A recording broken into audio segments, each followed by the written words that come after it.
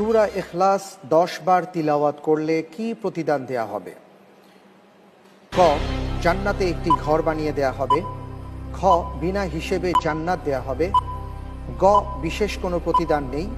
ঘ, জান্নাতে সুউচ্চ মর্যাদা দেয়া হবে।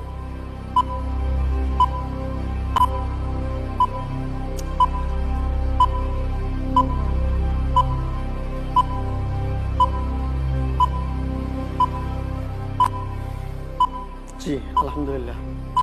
সূরা ইখলাস 10 বার তিলাওয়াত করলে জান্নাতে একটি ঘর বানিয়ে দেওয়া হবে। লক করে দেব। ক, ক। লক করে দেয়া হোক। ক, জান্নাতে একটি ঘর বানিয়ে দেয়া হবে।